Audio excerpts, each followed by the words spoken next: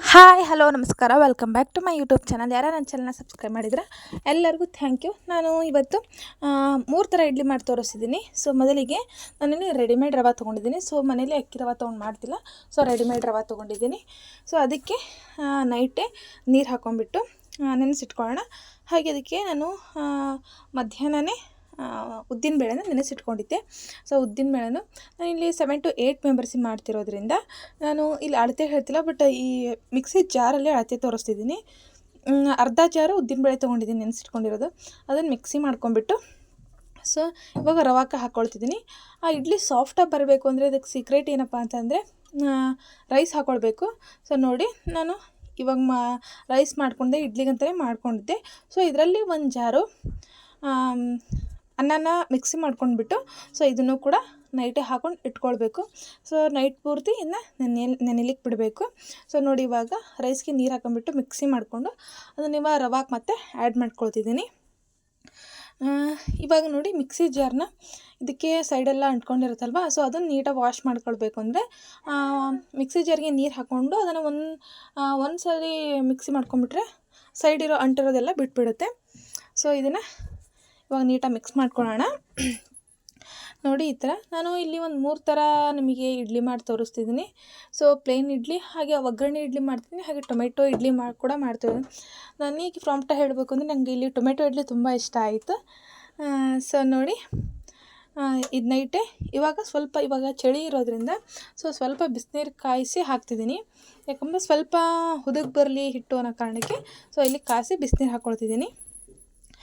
ನೋಡಿ, ಹಿಟ್ಟು ಇವಾಗ ಈ ಥರ ರೆಡಿಯಾಗಿದೆ.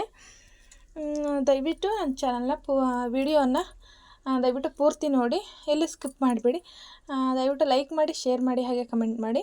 ಇವಾಗ ಮಾರ್ನಿಂಗು ಅದಕ್ಕೆ ಸ್ವಲ್ಪ ಅಡುಗೆ ಸೋಡಾ ಹಾಕ್ಕೊಂಡ್ಬಿಟ್ಟು ಹಾಗೆ ರುಚಿಗೆ ತಕ್ಕಷ್ಟು ಉಪ್ಪು ಹಾಕ್ಕೊಳ್ತಿದ್ದೀನಿ. ಸೊ ಇವಾಗ ಒಗ್ಗರಣೆ ಇಡ್ಲಿಗೆ ಈರುಳ್ಳಿ ಹಾಗೆ ಹಸಿಮೆಣ್ಸಿನ್ಕಾಯಿ ತೊಗೊಂಡಿದ್ದೀನಿ, ಹಾಗೆ ಕಡಲೆಬೇಳೆ, ಉದ್ದಿನಬೇಳೆ, ಸಾಸಿವೆ ಮತ್ತು ಜೀರಿಗೆ ತೊಗೊಂಡಿದ್ದೀನಿ.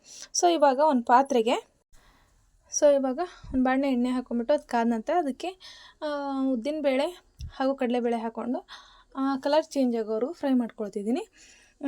ಇದು ಕಲರ್ ಚೇಂಜ್ ಆದರೆ ಕ್ರಿಸ್ಪಿಯಾಗಿ ತಿನ್ನುವಾಗ ಕ್ರಿಸ್ಪಿ ಬರುತ್ತೆ. ಹಾಗಾಗಿ ಕಲರ್ ಚೇಂಜ್ ಆಗೋವರೆಗೂ ನೀಟಾಗಿ ಫ್ರೈ ಮಾಡ್ಕೊಳ್ಳೋಣ. ನೋಡ್ತಿರ್ಬೋದು, ಕಲರ್ ಚೇಂಜ್ ಆಗಿದೆ.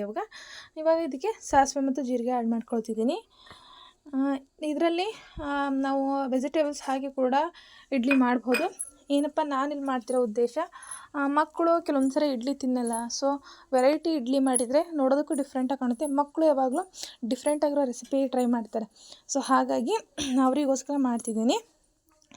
ನೋಡಿ, ಇವಾಗ ಅದಕ್ಕೆ ಸ್ವಲ್ಪ ಉಪ್ಪು ಹಾಕ್ಕೊಳ್ತಿದ್ದೀನಿ. ನಾನು ಹಿಟ್ಟಲ್ಲಿ ಹಾಕ್ಕೊಂಡಿರ್ತೀನಿ, ಬಟ್ ಒಗ್ಗರಣೆ ಮಾಡೋದ್ರಿಂದ ಉಪ್ಪು ಸ್ವಲ್ಪ ಕಡಿಮೆ ಅನಿಸುತ್ತೆ ಇಡ್ಲಿಗೆ. ಹಾಗಾಗಿ ಒಗ್ಗರಣೆಗೂ ಕೂಡ ಸ್ವಲ್ಪ ಉಪ್ಪು ಹಾಕ್ಕೊಂಡು ನೀಟಾಗಿ ಫ್ರೈ ಮಾಡ್ಕೊಳ್ತಿದ್ದೀನಿ. ಸೊ ನೋಡಿ, ಇದನ್ನು ಒಂದು ಸ್ವಲ್ಪ ಇದು ಕಲರ್ ಚೇಂಜ್ ಆಗೋವರೆಗೂ ಫ್ರೈ ಮಾಡ್ಕೊಂಡ್ರೆ ಸಾಕು. ಸೊ ಒಗ್ಗರಣೆ ರೆಡಿಯಾಗಿದೆ. ಇವಾಗ ನಾನು ಸ್ವಲ್ಪ ಇಡ್ಲಿ ಹಿಟ್ಟು ತೆಗೆದುಕೊಂಡು ಸೊ ಅದಕ್ಕೆ ಈ ಒಗ್ಗರಣೆ ಆ್ಯಡ್ ಮಾಡ್ಕೊಳ್ತಿದ್ದೀನಿ. ಸೊ ಪ್ಲೇನ್ ಇಡ್ಲಿ ಕೂಡ ಪ್ಲೇನ್ ಇಡ್ಲಿ ಇಲ್ಲ ದೊಡ್ಡವರು ತಿಂತಾರೆ, ಅವರಿಗೆ ಐ ಥಿಂಕ್ ಈ ನಾನು ಮಾಡ್ತಿರೋ ಈ ರೆಸಿಪಿ ಇಷ್ಟ ಆಗದೆ ಇರ್ಬೋದು. ಸೊ ಹಾಗಾಗಿ ದೊಡ್ಡವ್ರಿಗೆ ಪ್ಲೇನ್ ಇಡ್ಲಿ ಮಾಡ್ತಿದ್ದೀನಿ. ಸೊ ಮಕ್ಕಳಿಗೆ ಮಾತ್ರ ಈ ಥರ ರೆಡಿ ಮಾಡ್ತಿದ್ದೀನಿ. ನೋಡಿ, ಇವಾಗ ಇಡ್ಲಿ ಪಾತ್ರೆಗೆ ಹಾಕ್ಕೊಂಡ್ಬಿಟ್ಟು ಇದನ್ನ ಬೇಯಲಿಕ್ಕೆ ಇಡ್ತಿದ್ದೀನಿ. ಸೊ ನೋಡಿ, ಇದು ಬೆಂದಿದೆ. ಇವಾಗ ಈಗ ನಂತರ ನಾನು ಟೊಮೆಟೊ ಇಡ್ಲಿ ಮಾಡೋಕ್ಕೆ ಇನ್ನೇನು ಬೇಕು ಅಂತ ಹೇಳ್ತೀನಿ. ತುಂಬ ಈಸಿಯಾಗಿ ಟೊಮೆಟೊ ಇಡ್ಲಿ ಮಾಡ್ಕೊಳ್ಬೋದು. ನೋಡಿ, ಇವಾಗ ಮಿಕ್ಸಿ ಜಾರ್ಗೆ ಒಂದು ಟೊಮೆಟೊ ಮಿಕ್ಸಿ ಮಾಡ್ಕೊಂಡ್ಬಿಟ್ಟು ಅದಕ್ಕೆ ಸ್ವಲ್ಪ ಖಾರದ ಪುಡಿ ಹಾಕ್ಕೊಳ್ತಿದ್ದೀನಿ.